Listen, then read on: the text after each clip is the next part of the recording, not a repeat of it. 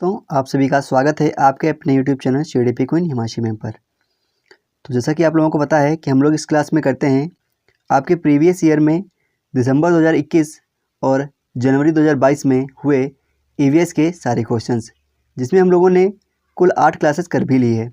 जिसने वो वाली क्लासेस नहीं देखी है वो लोग प्लेलिस्ट में जाकर उनको देख सकते हैं। तो आज की क्लास को स्टार्ट करने से पहले आप लोगों को बताना चाहूँगा, अगर आप लोगों ने अभी तक हमारे मास्टर्स अड्डा ऐप को डाउनलोड नहीं किया है तो तुरंत डाउनलोड करिए, क्योंकि यह आपकी परीक्षा के लिए बहुत महत्वपूर्ण, बहुत इंपॉर्टेंट रहने वाली है। क्योंकि इस ऐप में जो है प्रीवियस ईयर के सारे क्वेश्चन पेपर दिए हुए हैं, जो आप लोग ढूंढा करते हैं इधर उधर, लेकिन वो मिलते नहीं हैं। प्रीवियस ईयर के सारे क्वेश्चन पेपर आंसर की के साथ में दिए हुए हैं। यूट्यूब पर होने वाली क्लास, जैसे कि हम जो क्लास करवा रहे हैं, इसकी PDF भी आपको इसी पर मिलेगी। और CTT परीक्षा के लिए बनाए गए बेहतरीन नोट्स भी उसमें अवेलेबल हैं। NCERT की कक्षा 3 से लेकर 8 तक की सभी किताबें इंग्लिश और हिंदी मीडियम में अवेलेबल हैं वहाँ पर। और आपको पता ही है कि अगर आप CTT का एग्ज़ाम दे रहे हैं तो आपके लिए NCERT की बुक कितनी इंपॉर्टेंट रहती हैं। तो आप लोग तुरंत डाउनलोड करिए मास्टर्स अड्डा the learning app play store पर जाकर। जिसने डाउनलोड कर लिया है उसके लिए तो बहुत अच्छी बात है, जिसने डाउनलोड नहीं करी है वो लोग तुरंत डाउनलोड कर लीजिए। और जिसने भी अभी तक हमारे पेड नोट्स नहीं लिए हैं वो लोग तुरंत ले लीजिए, क्योंकि अब आप लोगों के पास में समय बिल्कुल भी नहीं है और आप लोगों को पढ़ना बहुत ज़्यादा है। तो ऐसे में अगर आप लोग अब नोट्स बनाएंगे फिर पढ़ाई करेंगे तो आपकी तैयारी उतनी अच्छी नहीं हो पाएगी, क्योंकि समय कम है। तो आप लोग हमारे बने बनाए नोट्स को परचेस करिए मास्टर्स अड्डा ऐप पर जाकर, जो कि बहुत ही अच्छे नोट्स बनाए गए हैं NCERT को ध्यान में रखते हुए। तो आप लोग तुरंत डाउनलोड करिए और परचेस करिए हमारे बेहतरीन नोट्स को। देखते हैं आज का पहला क्वेश्चन। तो पहला क्वेश्चन है, कक्षा 5 में एक पाठ है किसके जंगल पर चर्चा करने के लिए अध्यापिका ने सूर्यमणि के सच्चे किस्से को सुनाया, जिसमें उसने एक केंद्र तोरांग की स्थापना की थी। जो देखता था, जो क्या देखता था?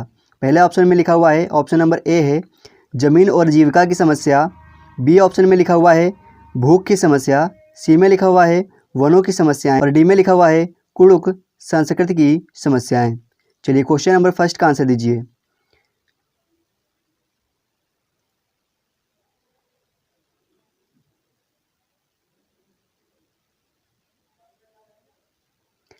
क्या देखता था? तोरांग जो था वह जमीन और जैविका की समस्याएं देखता था और कुड़ुक संस्कृत की समस्याएं भी देखता था। और तोरांग जंगल को कुड़ुक लैंग्वेज में तोरांग बोला जाता है। आप लोग याद रखिएगा, जंगल जो होते हैं उनको कुड़ुक लैंग्वेज में तोरांग बोला जाता है। नेक्स्ट क्वेश्चन है क्वेश्चन नंबर 2, निम्नलिखित में से किसके सहयोग भावना से कार्य करने का अभिप्राय सीखा जा सकता है? ऑप्शन नंबर फर्स्ट में है परिवार, सेकेंड में है खेल और परिवार, थर्ड में है परिवार समाज और खेल, और फोर्थ में है प्रतियोगिताएं आयोजित करना। क्वेश्चन नंबर 2 का आंसर दीजिए। निम्नलिखित में से किसके सहयोग भावना से कार्य करने का अभिप्राय सीखा जा सकता है?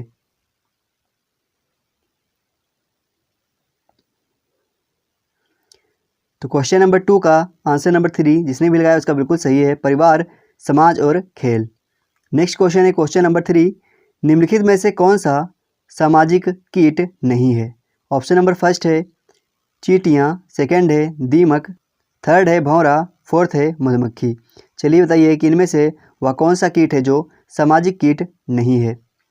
ये सारे जो पॉइंट्स हम लोग पढ़ रहे हैं, ये सारे के सारे पॉइंट आपकी NCERT की बुक से बने हुए हैं, और जो हमारे ऐप पर नोट्स अवेलेबल हैं वो NCERT पर आधारित नोट्स बनाए गए हैं। तो आप लोग तुरंत जाइए और NCERT की जो नोट्स हैं उनको परचेस करिए। क्या हो जाएगा? क्वेश्चन नंबर 3 का आंसर नंबर 3 बिल्कुल सही है। भौरा जो है वह भौरा जो है वह सामाजिक कीट नहीं है। नेक्स्ट क्वेश्चन है क्वेश्चन नंबर 4, वालसाड़ शहर हैदराबाद शहर के सापेक्ष किस दिशा में स्थित है? चलिए क्वेश्चन नंबर 4 का आंसर दीजिए। वालसाड़ जो शहर है वह हैदराबाद शहर के सापेक्ष किस दिशा में स्थित है? आपके CTT के पेपर में 3 से 4 नंबर मैप से आते हैं, जिनमें आप लोगों को बताना पड़ता है कि कौन सा शहर किस दिशा में स्थित है, या फिर किस राज्य के पड़ोसी राज्य कौन कौन से हो सकते हैं, या फिर कौन से राज्य समुद्री तट से अपनी सीमा जोड़ते हैं। इस टाइप के आपके मैप से क्वेश्चन बनते हैं। तो आप लोग मैप को ज़रूर देखिएगा। रोज़ डेली आप लोग एक मैप खरीद लीजिए और उसको अपने रूम के सामने यहाँ पर, या फिर जहाँ पे आप स्टडी करते हैं उसके सामने उसको टांग लीजिए, फिर उसको रोज़ डेली देखा करिए। तो क्वेश्चन नंबर 4 का ऑप्शन नंबर 4 बिल्कुल सही है, उत्तर पश्चिम। क्या हो जाएगा? उत्तर पश्चिम। नेक्स्ट क्वेश्चन है क्वेश्चन नंबर 5, निम्नलिखित में से कौन सी मुद्रा अबू धाबी में प्रचलित है? चलिए बताइए, अबू धाबी में कौन सी मुद्रा चलती है? क्या वहाँ पर डॉलर चलता है, रुपये चलता है, दिरहम चलता है या फिर टाका चलता है? आज की क्लास में कुल 30 क्वेश्चन रहने वाले हैं। आप लोगों को सारे क्वेश्चन के आंसर देने हैं, फिर आपको बताना है कि आउट ऑफ 30 आपके कितने क्वेश्चन सही हुए हैं। और जितने भी आज के आंसर रहने वाले हैं, इन सारे आंसर को हम लोगों ने CTET की ऑफिशियल वेबसाइट से लिया हुआ है, तो गलत होने की कोई संभावना नहीं है। जितने भी हम क्वेश्चन के आंसर बताएंगे वो सारे के सारे बिल्कुल सटीक और सही आंसर रहने वाले हैं, क्योंकि हमने इनको CTET की ऑफिशियल वेबसाइट से लिया हुआ है। तो क्वेश्चन नंबर 5 का आंसर नंबर 3 जिसने भी लगाया उसका बिल्कुल सही हो रहेगा। क्या हो रहेगा? अबू धाबी की मुद्रा क्या है? अबू धाबी की मुद्रा है दिरहम। नेक्स्ट क्वेश्चन है क्वेश्चन नंबर 5। चिराव नृत्य में व्यक्ति बांस की डंडियों को पकड़कर युग्मों में एक दूसरे के सामने जमीन पर बैठते हैं। जैसे ही ढोल बजता है बांस को जमीन पर पीटा जाता है। नर्तक बांस की डंडियों के अंदर और बाहर पैर रखते हैं और ताल पर नाचते हैं। निम्नलिखित में से कहाँ पर चिराव नृत्य किया जाता है?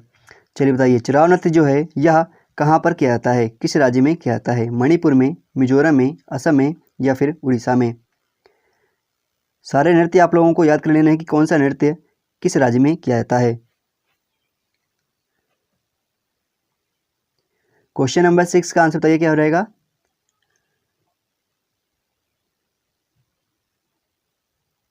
तो क्वेश्चन नंबर 6 का आंसर नंबर 2 बिल्कुल सही है। मिजोरम में किया जाता है चिराव नृत्य। कहाँ किया जाता है? मिजोरम में किया जाता है चिराव नृत्य।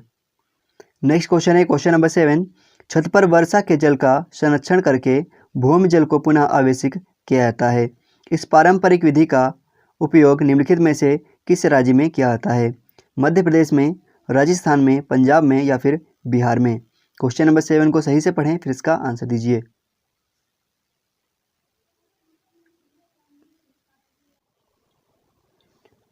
क्वेश्चन नंबर 7 का आंसर बताइए क्या हो जाएगा?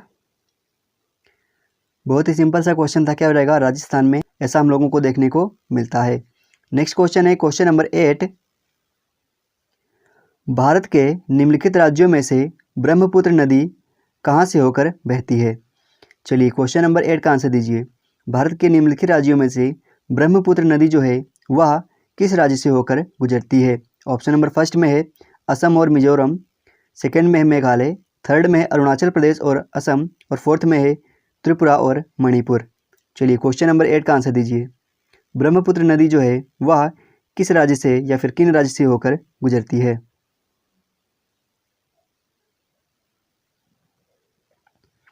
ये भी जो क्वेश्चन है ये आपका मैप से बना हुआ है। निम्नलिखित में से किसने 1970 के चिपको आंदोलन में निर्णायक की भूमिका निभाई? ऑप्शन नंबर 1 है वंदना शिवा, सेकंड है सुंदरलाल बहुगुणा, थर्ड है मेधा पाटकर और फोर्थ है बाबा आमटे। चलिए क्वेश्चन नंबर 10 का आंसर दीजिए। चिपको आंदोलन में निर्णायक की भूमिका किसने निभाई थी? तो सभी को पता होगा क्या हो जाएगा? सुंदरलाल बहुगुणा। क्या हो जाएगा? सुंदरलाल बहुगुणा। अब आप लोगों को बताना है जो एपिको आंदोलन था उसमें निर्णायक की भूमिका किसने निभाई थी और वह कहाँ से शुरू हुआ था? एपिको आंदोलन कहाँ से शुरू हुआ था और निर्णायक की भूमिका उसमें किसने निभाई थी? सभी लोग कमेंट करके बताएंगे एपिको आंदोलन कहाँ से शुरू हुआ था और उसमें निर्णायक की भूमिका किसने निभाई थी। क्वेश्चन नंबर 11 है महाराष्ट्र, मध्य प्रदेश और गुजरात में बांधों के निर्माण के कारण स्थानीय व्यक्तियों को अपने प्राकृतिक आवास को छोड़ना पड़ा। इस प्रकार की गतिविधि को क्या कहते हैं? ऑप्शन नंबर 1 है तबादला कहते हैं, या फिर स्थानांतरण द्वारा अंदर आना कहते हैं, या फिर स्थानांतरण द्वारा बाहर जाना कहते हैं, या फिर विस्थापन बोलते हैं। क्वेश्चन नंबर 11 को सही से पढ़ें फिर आंसर दीजिए। तो आप लोगों को बता दूं जो एपिको आंदोलन था वह कर्नाटक से शुरू हुआ था और उसमें निर्णायक की भूमिका आत्माराम पांडुरंग ने निभाई थी। तो क्वेश्चन नंबर 11 का आंसर दीजिए क्या हो जाएगा? क्या बोलते हैं उसे बोलते हैं विस्थापन। क्या बोलते हैं? विस्थापन। नेक्स्ट क्वेश्चन है क्वेश्चन नंबर 12। हमें पके हुए भोजन को खुला या फ्रिज में लंबी अवधि के लिए नहीं छोड़ना चाहिए। निम्नलिखित में से कौन सा कारक पके हुए भोजन को बेकार करने के लिए जिम्मेवार है या जिम्मेदार है? ऑप्शन नंबर 1 है कीट या इंसेक्ट्स, ऑप्शन नंबर 2 है विषाणु या वायरस, ऑप्शन नंबर 3 है फफूंद या फंगस, ऑप्शन नंबर 4 है जीवाणु या बैक्टीरिया। क्वेश्चन नंबर 12 का आंसर दीजिए।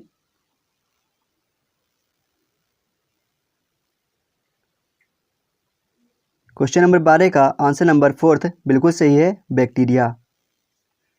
नेक्स्ट क्वेश्चन है क्वेश्चन नंबर 13 है, प्रत्येक भोज्य पदार्थ के पैकेट पर उसे पैक या बंद करने की तिथि दी जाती है, क्योंकि अब आपके सामने 4 यहाँ पर ABCD करके हुए ऑप्शन लिखे हुए हैं। पहला लिखा हुआ है प्रत्येक भोज्य पदार्थ की अपनी निधानी या शेल्फ आयु होती है। ऑप्शन नंबर बी में लिखा हुआ है भोज्य पदार्थ के प्रक्रमण और पैकिंग की अवधि में कई परिरक्षकों का उपयोग किया जाता है। ऑप्शन नंबर सी में लिखा हुआ है कुछ निश्चित समय के पश्चात इनमें रोगाणु उत्पन्न हो जाते हैं जो कि इनको खराब कर देते हैं। ऑप्शन नंबर डी में लिखा हुआ है हमें उन भोज्य पदार्थों का उपयोग नहीं करना चाहिए जिन पर लिखा हुआ हो समय समाप्त हो चुका है। चलिए क्वेश्चन नंबर 13 का आंसर दीजिए।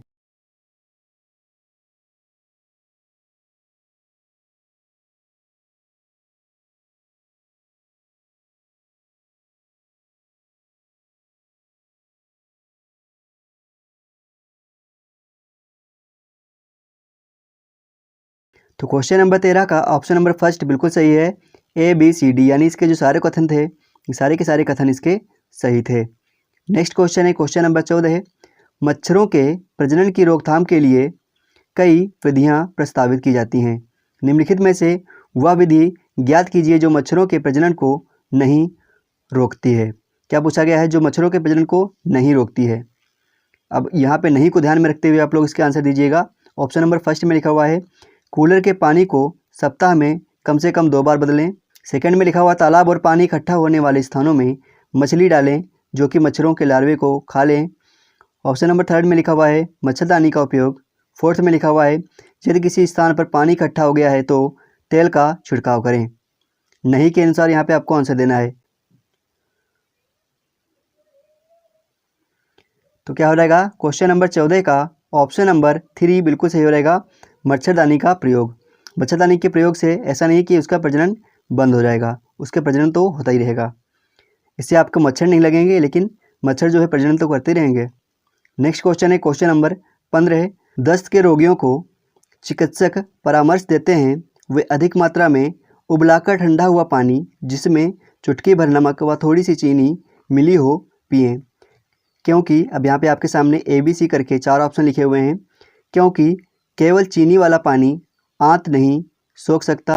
ऑप्शन नंबर बी में लिखा हुआ है चीनी और पानी वाला मिश्रण सरलता से सोखा जा सकता है। ऑप्शन नंबर सी में लिखा हुआ है उबालने पर पानी जीवाणु रहित हो जाते हैं। चलिए क्वेश्चन नंबर 15 का आंसर दीजिए।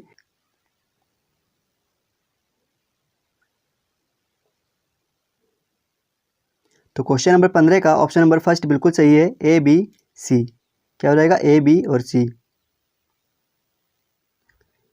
नेक्स्ट क्वेश्चन है क्वेश्चन नंबर 16 है, कक्षा 1 में हमारा भोजन नामक अध्याय को पढ़ाते समय शिक्षक जोसेफ विद्यार्थी से आपस में चर्चा करने को कहते हैं कि उन्होंने कल क्या खाया था। इस पर चर्चा का उद्देश्य है। ऑप्शन नंबर फर्स्ट में है अपने साथियों से साझा करना कि उन्होंने क्या खाया। ऑप्शन नंबर सेकंड में है भोजन की विविधता के पहलुओं को साझा करना। ऑप्शन नंबर थर्ड में है संतुलित आहार क्या है इसकी चर्चा करना। और ऑप्शन नंबर फोर्थ में है साझा करना कि क्या खाना सामान्य है। चलिए क्वेश्चन नंबर 16 को सही से पढ़ें फिर इसका आंसर दीजिए क्या हो रहेगा।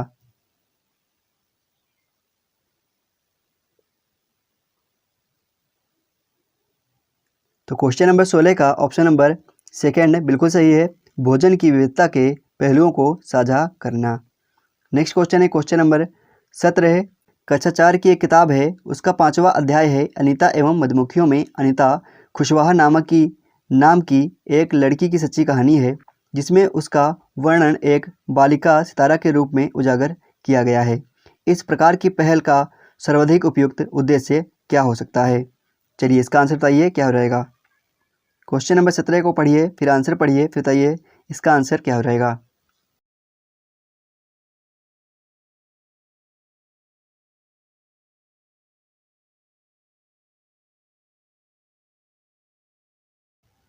तो क्वेश्चन नंबर 17 का ऑप्शन नंबर 2 बिल्कुल सही था। नेक्स्ट क्वेश्चन है क्वेश्चन नंबर 18, कक्षा 4 के अध्याय दुनिया मेरे घर में नामक कहानी अच्छे के बारे में है जो बताता है कि कैसे उसकी दादी उसे अनिल के घर कुछ भी खाने या पीने के लिए मना करती हैं। इस कहानी से बच्चों को कौन सी महत्वपूर्ण शिक्षा मिलती है। चलिए क्वेश्चन नंबर 18 को पढ़ें, फिर इसका आंसर दीजिए क्या हो जाएगा।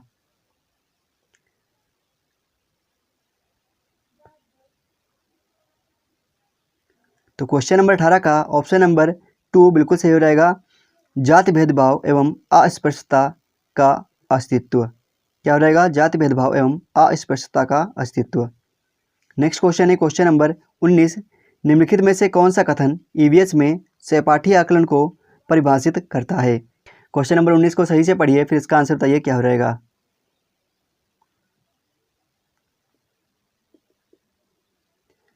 तो क्वेश्चन नंबर 19 का आंसर नंबर 3 बिल्कुल सही है।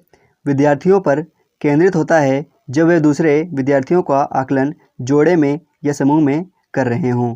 नेक्स्ट क्वेश्चन है क्वेश्चन नंबर 20। कक्षा 3 के अध्याय हम चीज़ें कैसे बनाते हैं में दिवाली की कहानी किस पर केंद्रित है?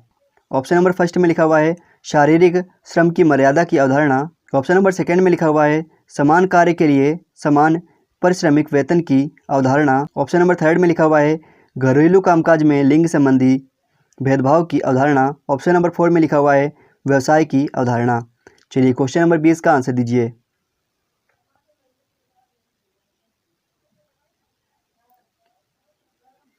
क्वेश्चन नंबर 20 का आंसर क्या हो जाएगा? आंसर नंबर 3 घरेलू कामकाज में लिंग संबंधी भेदभाव की अवधारणा। नेक्स्ट क्वेश्चन है क्वेश्चन नंबर 21। मौखिक इतिहास समाज के विशिष्ट समूह के अनुभवों का समन्वयन करने का महत्वपूर्ण साधन है। इस संदर्भ में इंगित कीजिए कि कौन सा कथन इसके लिए उपयोग को सबसे अच्छी तरह दर्शाता है। चलिए क्वेश्चन नंबर 21 को पढ़ें, फिर बताइए कि इसका आंसर क्या हो जाएगा। आपको 30 के 300 क्वेश्चन करने हैं और फिर आपको बताना है कि आपके आउट ऑफ 30 कितने क्वेश्चन सही हुए। क्योंकि अब आप लोगों के पास में टाइम बिल्कुल भी नहीं है, तो आप लोगों को सारे के सारे क्वेश्चन बिल्कुल सीरियसली होकर करना है और अपनी तैयारी जांचनी है कि आप लोग कैसा कर पा रहे हैं। क्वेश्चन नंबर 21 का आंसर नंबर 3 जिसने भी लगाया था उसका बिल्कुल सही था। शिक्षक अपने छात्रों को उनके दादा दादी या नाना नानी के स्वतंत्रता संग्राम के अनुभवों को एकत्र करने को कहते हैं। नेक्स्ट क्वेश्चन है क्वेश्चन नंबर 22। स्थान विशेष को समझाने के लिए बच्चों को मानचित्र बनाने की कला का ज्ञान आवश्यक है। प्रस्तुत वाक्यों में से कौन सा मानचित्र के बारे में सही है?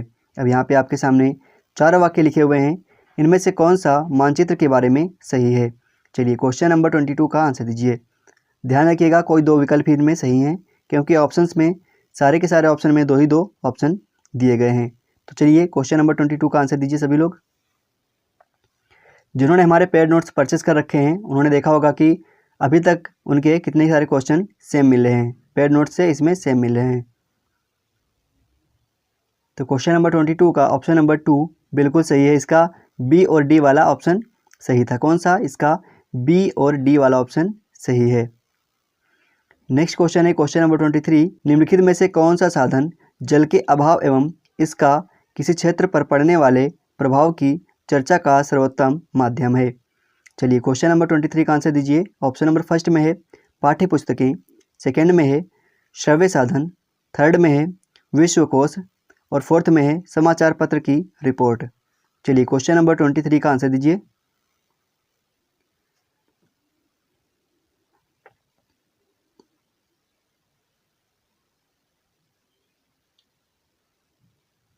तो क्वेश्चन नंबर 23 का ऑप्शन नंबर 4 जिसने भी लगाया है उसका बिल्कुल सही है। देखते हैं नेक्स्ट क्वेश्चन। Question number 25। विद्यार्थियों के ईवीएस सीखने के संदर्भ में निम्नलिखित में से कौन सा कथन सही है?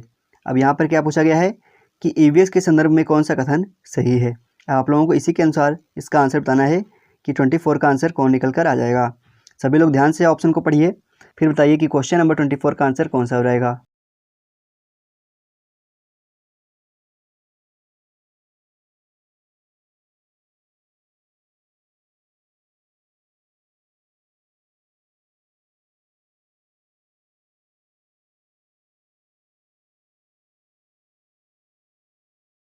तो क्वेश्चन नंबर 24 का ऑप्शन नंबर 4 जिसने भी लगाया उसका बिल्कुल सही है। नेक्स्ट क्वेश्चन है क्वेश्चन नंबर 25। विद्यार्थियों के सीखने का मूल्यांकन करने के लिए फाइल या पोर्टफोलियो एक महत्वपूर्ण उपकरण है। निम्नलिखित में से कौन सा वाक्य पोर्टफोलियो को सर्वाधिक उपयुक्त तरीके से परिभाषित करता है? अब आपके सामने यहाँ पर भी 4 ऑप्शन लिखे हुए हैं। चलिए बताइए इनमें से कौन सा वाक्य जो है पोर्टफोलियो को उपयुक्त तरीके से परिभाषित करता है। क्वेश्चन नंबर 25 का आंसर दीजिए।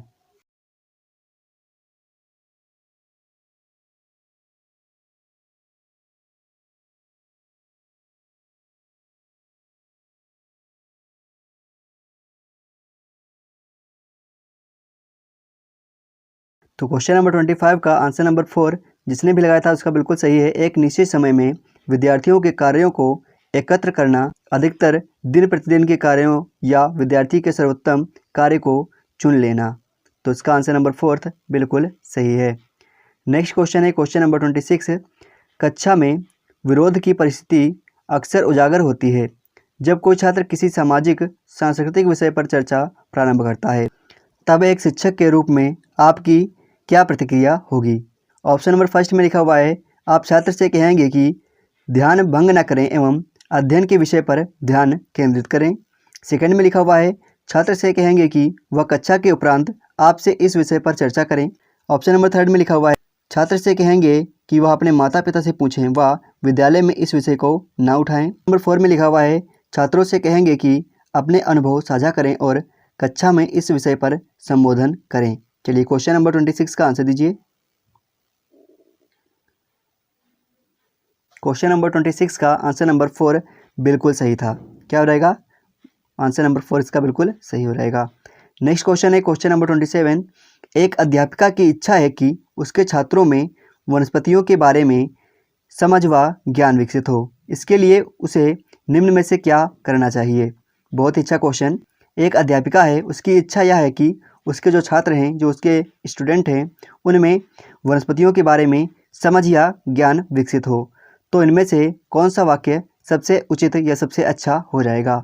ऑप्शन नंबर फर्स्ट में है, वह छात्रों से पौधों के नाम कंठस्थ करके कक्षा में बताने को कहेंगे, या फिर छात्रों से कहेंगे कि वह विभिन्न प्रकार के पौधों के बारे में अपने माता पिता से पूछे, या फिर छात्रों को अपने साथ विद्यालय के बगीचे में चलने को कहें तथा वहां पर सभी पौधे की पहचान करने को कहें, या फिर ऑप्शन नंबर 4 में है, छात्रों से कहें कि वह स्वयं वीडियो देखकर पौधे की पहचान करें।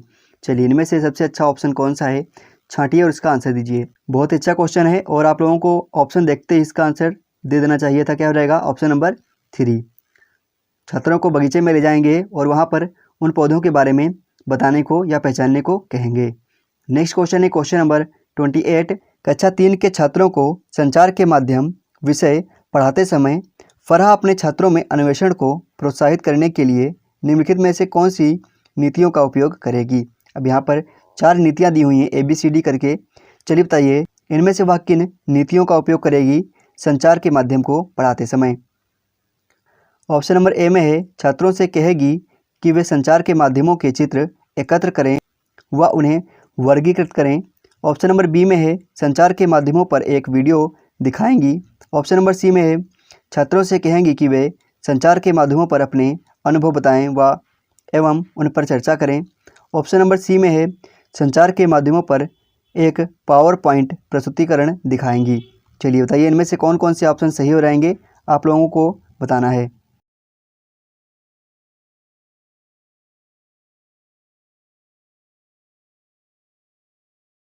तो क्वेश्चन नंबर 27 का ऑप्शन नंबर 3 बिल्कुल सही है, ए और सी वाला। आप लोग इसको ध्यान से पढ़ लीजिए, ए और सी वाला इसमें सही था। नेक्स्ट क्वेश्चन है क्वेश्चन नंबर 29। कक्षा 3 के अध्याय ऊंची उड़ान में पक्षियों के विषय पर चर्चा करते हुए शिक्षक टीना छात्रों से कहती है कि वे अपने आसपास पक्षियों व उनकी विशेषताओं का आकलन करें। इस क्रियाकलाप का लक्ष्य क्या है। ऑप्शन नंबर फर्स्ट में है, छात्रों में पक्षियों से संबंधित जानकारी का आधार विकसित करना। सेकंड में है, छात्रों में पक्षियों के बारे में ज्ञान का आधार विकसित करना।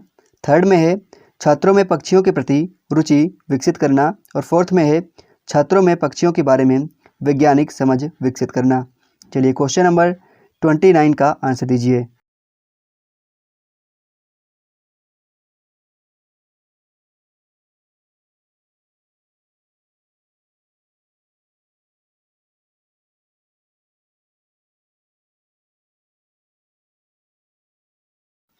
तो क्वेश्चन नंबर 29 का सीबीएसई बोर्ड ने सीटीईटी बोर्ड ने आंसर नंबर 3 सही माना था। कौन सा? आंसर नंबर 3 इसका सही माना था, जबकि काफ़ी छात्रों ने इसका आंसर नंबर फर्स्ट सही लगाया था।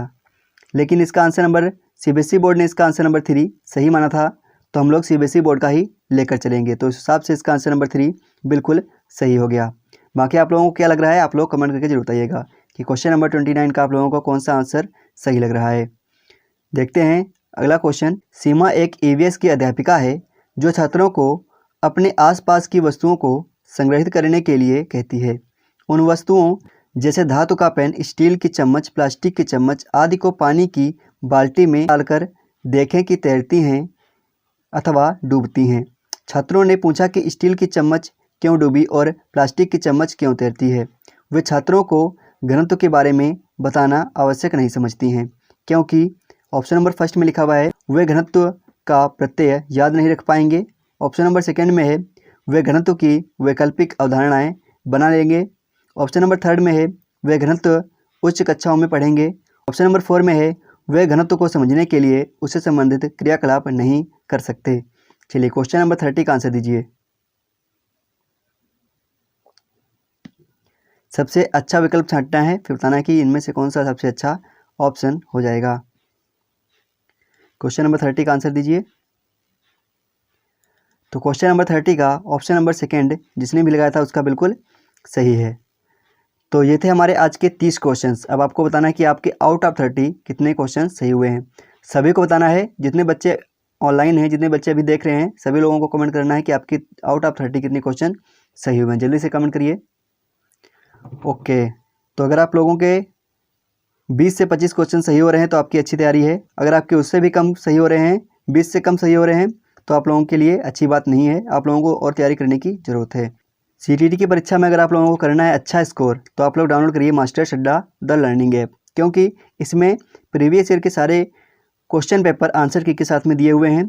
यूट्यूब पर होने वाली क्लास की PDF वहीं पर दी जाती है, और सीटीईटी परीक्षा के लिए बनाए गए बेहतरीन नोट्स वहाँ पर अवेलेबल हैं। पैड नोट्स हैं वो आपको वहाँ पर मिल जाएंगे। और NCERT की कक्षा 3 से लेकर 8 तक की सभी किताबें हिंदी और इंग्लिश मीडियम में अवेलेबल हैं। और भी काफ़ी सारा स्टडी मटेरियल आपको मास्टर्स अड्डा ऐप पर देखने को मिल जाएगा। तो आप लोग तुरंत जाइए और डाउनलोड करिए मास्टर्स अड्डा द लर्निंग ऐप। अगर आप लोग इस समय हमारा पेड नोट्स लेते हैं तो ऑफ़र चल रहा है। ऑफ़र में आप लोगों को, अगर आप लोग 3 पेड नोट्स लेते हैं तो 50 रुपये का ऑफ़र मिल जाएगा। अगर आप लोग 4 पेड नोट्स लेते हैं तो 100 रुपये का ऑफ़र वहाँ पे आपको देखने को मिल जाएगा। और ये ऑफ़र जो है बहुत ही कम समय के लिए चलाया जा रहा है। यह ऑफ़र बहुत जल्दी एक्सपायर हो जाएगा। तो जाइए आप लोग इस ऑफ़र का फ़ायदा जल्दी से जल्दी उठा लीजिए। मास्टर्स अड्डा द लर्निंग ऐप पर जाकर पेड नोट्स परचेस करिए।